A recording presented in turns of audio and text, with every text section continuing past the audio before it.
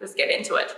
Hello, my beautiful people, and welcome to my channel. My name is Elizabeth S. I am a clinical psychologist, a gestalt therapist, a hypnotherapist, and today I'm about to react to The Boys. I got the boys together. Join us. To do what? Spank the bastards.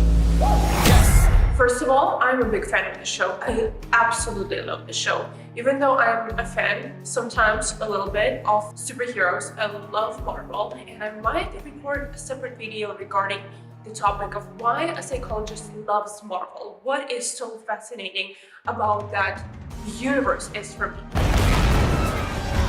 Now they're firing at us. Yeah, thank you for the commentary, Loki. It's not at all distracting. I also am obsessed with The Boys. As a clinical psychologist, as a professional, I wanted to record a video depicting the internal patterns and explaining the behaviors of the characters of The Boys. So if you're also a fan of this amazing show, if you also love Homelander, let me know down in the comment below, because who doesn't? I'm actually going to end this video with depicting Homelander's behavior. There is a lot I can say about that. If you love that too, if you want to stay until the end, watch it. Don't forget to click that subscribe button, give me a little bell notification, turn it on, and subscribe to my Instagram, Facebook, and all the good stuff. Also, I swear I look like I'm about to run a USA government campaign right now, but I thought there is nothing better than to have this American flag behind me, because it really shows the whole vibe, the whole mood of this TV series. And I really, really love that idea of realism, that realistic behavior in superheroes, because when we're watching movies, even if we're watching Marvel, I'm not that big of a fan of DC, but even when we're watching Marvel, it's like, okay, but is a superhero really gonna behave like that? Especially if he's not from some other planet like Asgard, right? Or whatever planet it's from.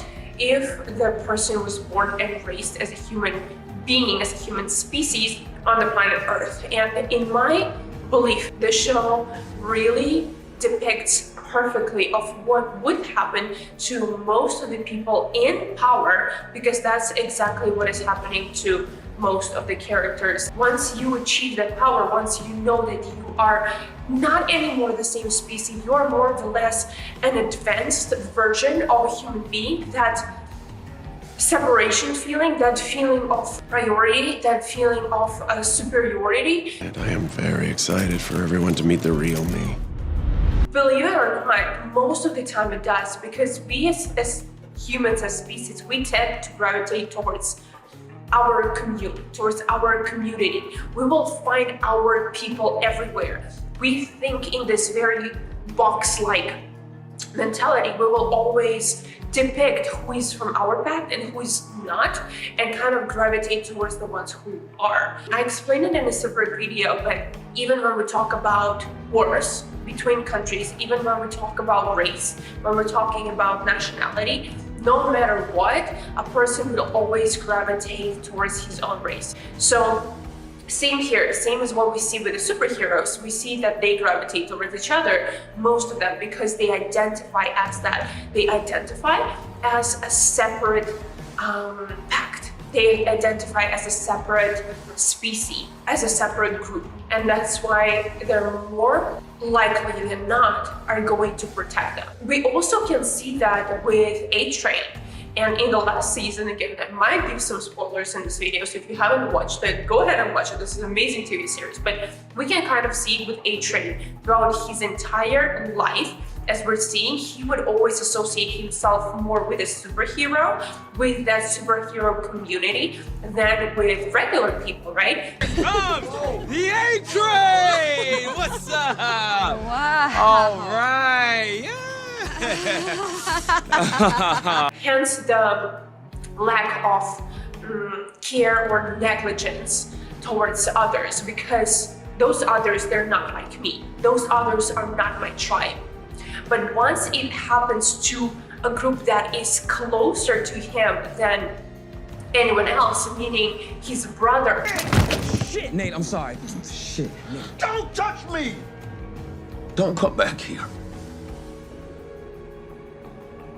then you prioritize the group that you feel closer to, right? So same thing goes in any territorial, for example, fights. A person, no matter what nationality he's from, you'll always gravitate towards your motherland, towards the place that you associate with, whether it is a town or a city or a country, or how I like to say, if we are to face as species, as humans, some extraterrestrial threat, we will unite as humans, because this is something that we co-identify with, right? This becomes the boundary of our group. This becomes the boundary of our tribe. But we don't have that, then we're going to unite in these smaller and smaller groups. That's why any kind of sport is so uniting, because you start identifying with your group of people, you start cheering for that. You feel a part of yourself being represented in those, sportsmen, whether it's football or basketball or, Olympics or anything else. So we can see that in A Train happening when throughout the whole 2.5 seasons, he was identifying with a superhero. He cared more about them. He cared more about being accepted in that tribe, because that's who he felt he is. That's his boundary of self-identification. But once something happened to a person that is in a smaller circle, in a more closer circle to him, his brother, his family, somebody who goes a little bit tighter than just being a superhero, right? You have a family, then you have like kind of an identity, kind of like a nation or even your species, right? How'd you know I'd be here? I'm your brother. And I still know a few people. So?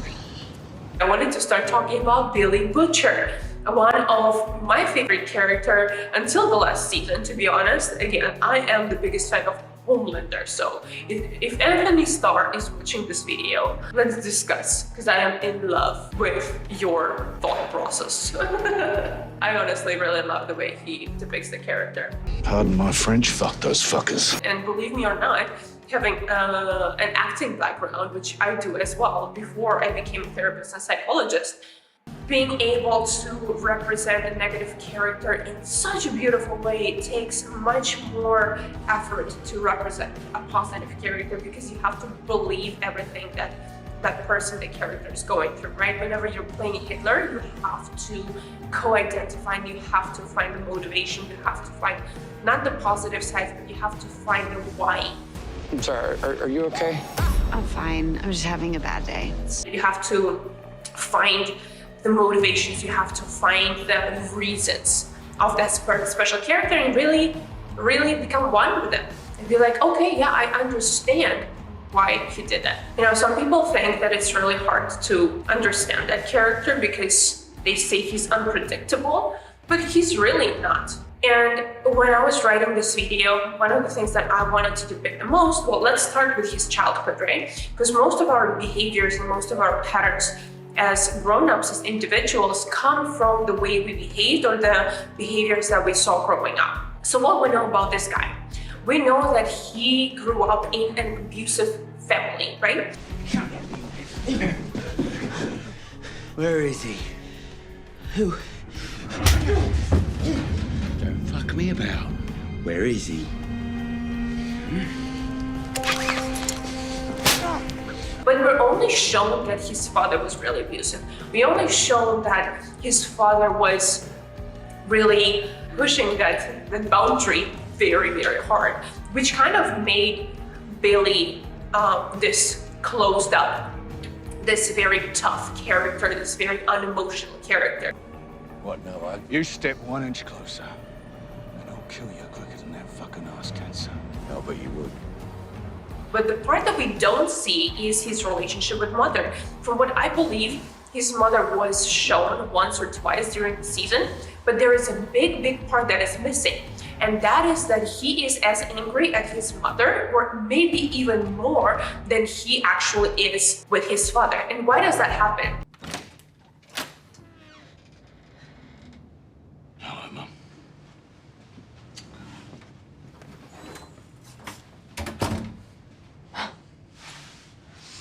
Because the mother figure is always somebody that is much closer to us than father. That is our primary caretaker. That is our first love or life. That is the closest person that we have. And when the second partner, the second caretaker, the second parent starts abusing us, and we see mother not doing anything, we start holding this grudge against her much more, because why are you not doing anything? Look, no, he hasn't got much time. Not my problem. That's yours because you stayed with the cunt. Have I ever asked you for anything? Ever? If your second caretaker, if your mother is not participating, is not, she might not even be participating, she might even be a part of that abuse, but if she is not protecting the child starts seeing her as somebody even more dangerous than somebody who is openly attacking you, because you don't know what to expect from a person that you trust fully, and then in a position of danger, that person is not helping you and is not taking your side, okay? So what we see from this relationship, and I found that very interesting, is some of his relationship with women. And yeah, his wife died. We are shown that he had such a beautiful, very deep connection with his wife. I couldn't call anybody. I can't imagine what I must have done to you. I'm sorry. I'm so fucking sorry. You've done nothing wrong. But that also had me question a lot of things. First of all, coming back to Homelander, who is this woman and how did this whole conception happen? That's what I was thinking when I was watching the show. How did that happen? Because opposed to like the Deep, right? The character, the Deep, who is shown so many multiple occasions treating women in a sexualized version, right? Hey, do you have a second? It is not really a good time. I'd really appreciate it. Super quick. Pretty please. Thank you. Raping women, treating them sexually. The person that we don't see doing that is Homelander. If you remember, most of his sexual encounters were mutually agreed upon. Okay, so we don't really see him as a rapist. We don't really see him as somebody who will be taking advantage of his masculine position per se. Yeah, he might kill you. He might easily do that. But rape? I don't think so. It really did not show. And Homelander is, again, I'm not gonna go into him, but he is my favorite character. So, Homelander is a clear representation of a person stuck at the oral stage of behavior, right? Of the oral stage of development, if we were to take Freudian analytics and growth patterns. But sadly, well, the bad guys, they don't think like us. That person is not really capable of the sexual dominance. Okay, even the parts that we see when he's having sex with that woman from the first season, which I don't remember her name, he sees her as this motherly figure, right? That is not really, and then the Nazi girl, all this stuff, that's not really a very aggressive partner. I think that you are everything we should be. You just need a little help connecting with your audience. So what made me question, how did this conception happen? How did this wife that Billy apparently loved so much, so deep, that they had such a great relationship, ended up not only conceiving a child from Homelander, but then vanishing, right? Completely going, noble? Hobo? Completely going low. Whatever, she was not answering Billy whatsoever, right? And in his head, he's like, well, that was the happiest time of my life and that is what made him unhappy. Well, that's not true. And here is where that motherly figure comes into play. And most of our patterns come from our childhood.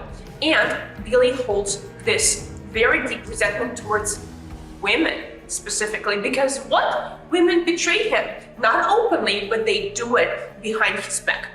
And guess what? He ends up choosing a partner that betrays him behind his back. That partner that you never know whether she loves him or not. You never know how is she going to react in the situation of danger, which again replays later on with his marriage, because I am pretty sure that girl had good time with Homelander before getting pregnant, no matter how much she's gonna deny it. That guy's hot. I would definitely have a good time. Do it. You know you want to. I'll cut you in half. Come on. Right here. Complaint of his younger brother committing suicide is a huge thing. Here we can see the clear Cartman's drama triangle: executor, victim, and savior, and that is what Billy is stuck in, as well as his younger friend, which I forget his name, so I'll have to find it. I'll have to find what Billy's younger name is. Huey, that's his name.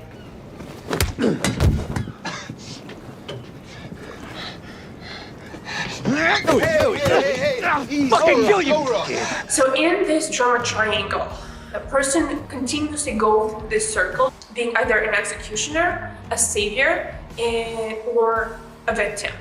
And that is somebody who will always be shifting his roles, right? Once you get into this drama triangle, it's really hard to get out of it because you're stuck into it, and all these emotions kind of correlate upon each other and build upon each other, right? So we see it starting with his father being the abuser and the aggressor, right? And executioner as well. There are many names you can call them. And then his brother being the victim, right? And then Billy falling into the position of a savior. See, people love that cozy feeling that Soup's given. Some golden cunt to swoop out the sky, save the day, so you don't gotta do it yourself.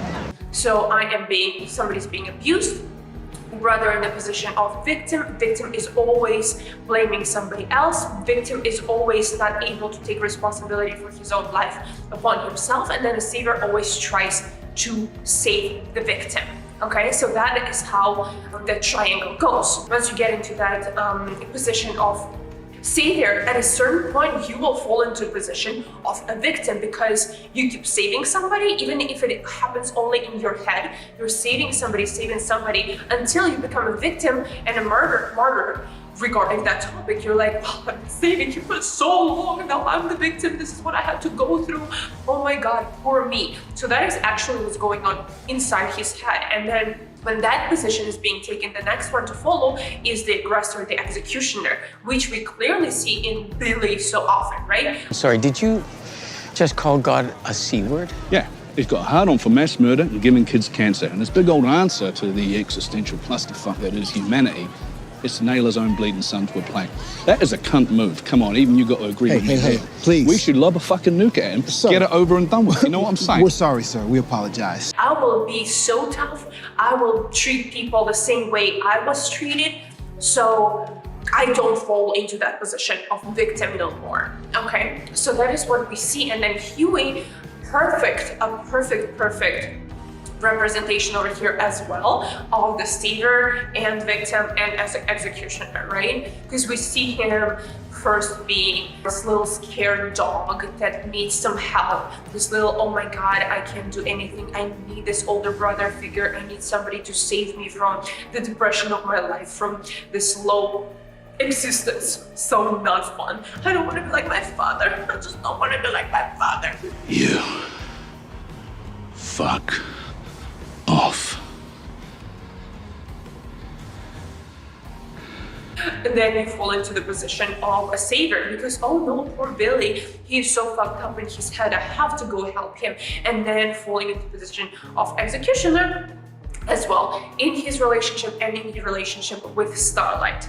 I actually don't want to make this video too long, so I'm going to depict, apparently I had a lot to say about Billy and about Homelander, so I really want to talk about him. So let's do this video specifically about Billy and Homelander. I already explained to you some of the patterns that are happening with Billy Butcher, and I will explain to you as well what's happening with Homelander. And if you like this video, don't forget to let me know down below, and I will record more videos about all the other characters and what is actually happening in between the lines. Okay, not behind the scenes. I wanted to say behind the scenes, but it is in between the lines.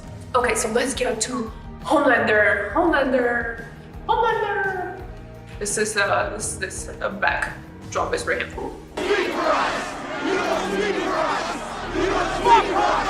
So Homelander is my absolutely favorite character.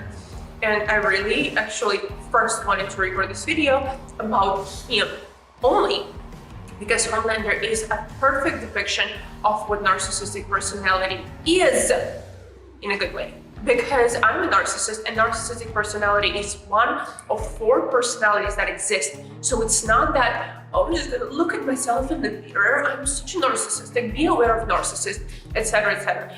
Narcissistic part of your personality is a must. You have to have it in order to have a healthy psyche. But you also have a narcissistic traumas, which Homelander has, and narcissistic personalities usually come from narcissistic traumas, okay?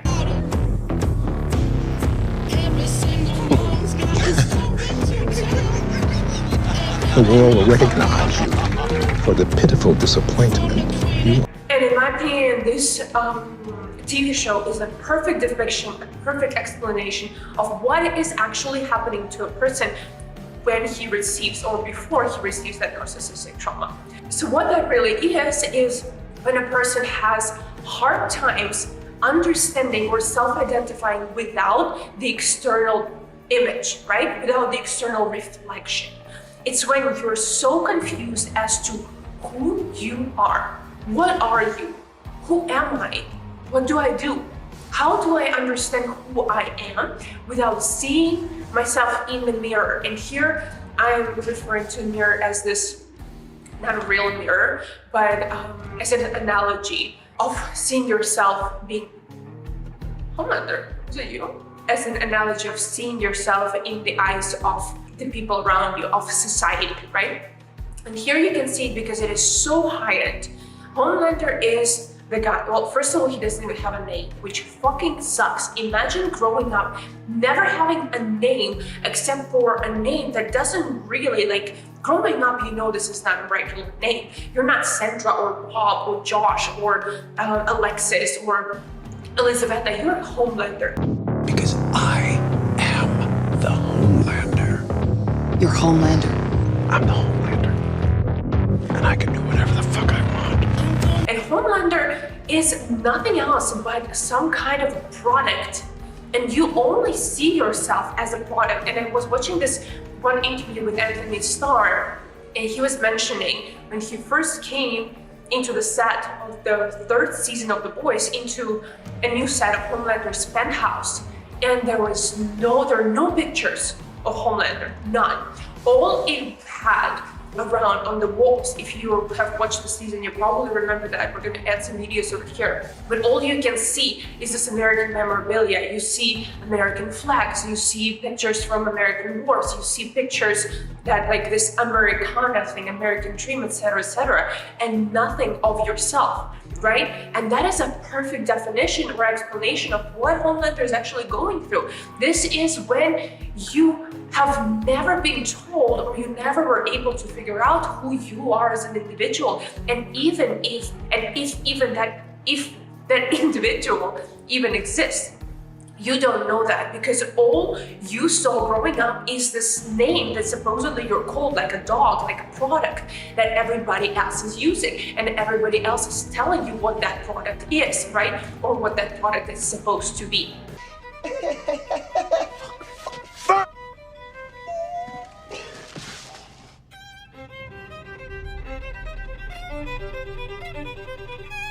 So you grow up without really understanding any sensation of who I am.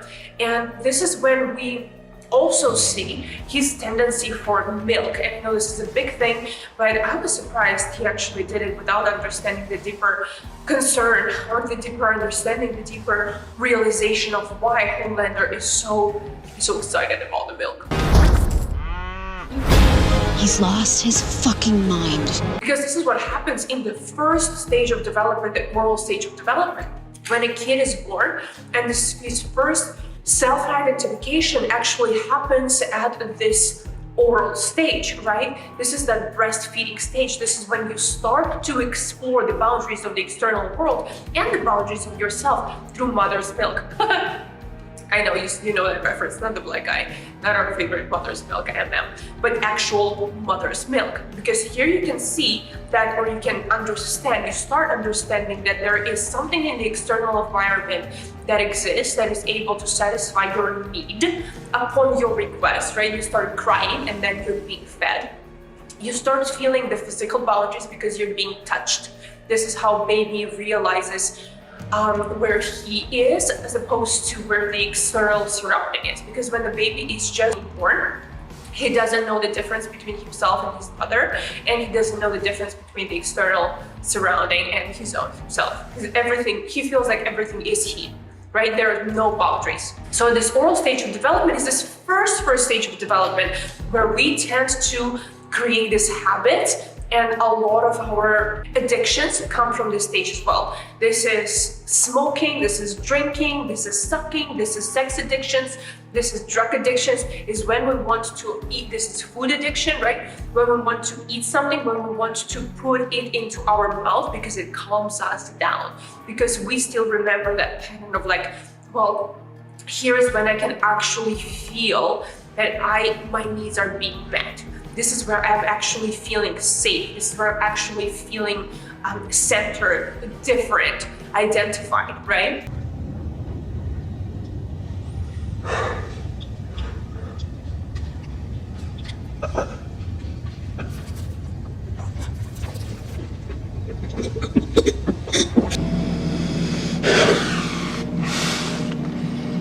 So we can see that with Homelander and his big addiction with milk, even the way he sucks on it and the women that he chooses, right? There are all these maternal figures. First with not the controlling, but first he chose the caring parent. The second one, he chose the controlling parent.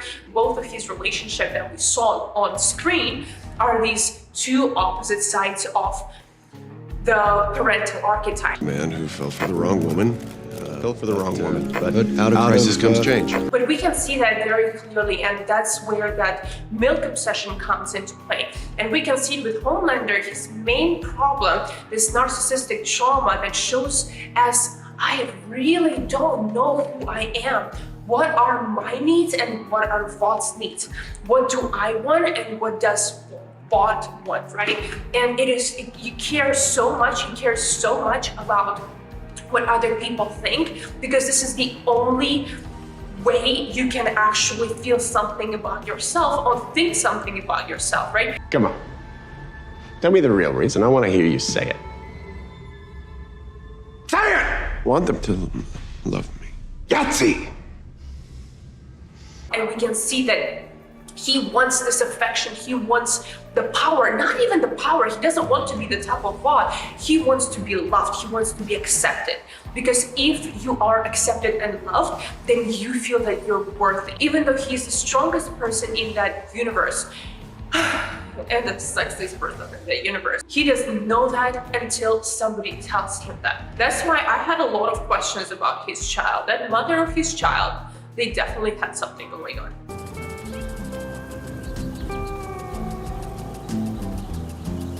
Becca. Oh.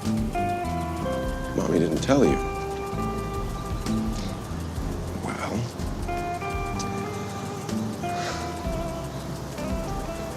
I'm your father. We are a family. Okay guys, that is it for today. Let me know what you think. If you have any questions, let me know down in the comments below if you like this little depiction of Billy Butcher versus Homelander. And if you did, I'm going to shoot another video about the rest of the cast. Also, don't forget to subscribe to my YouTube channel, to my Instagram, to my podcast, to all the things. My name is Elizabeth Sullivan, and I will see you in the next video. Bye! You guys are the real heroes. You guys are the real heroes.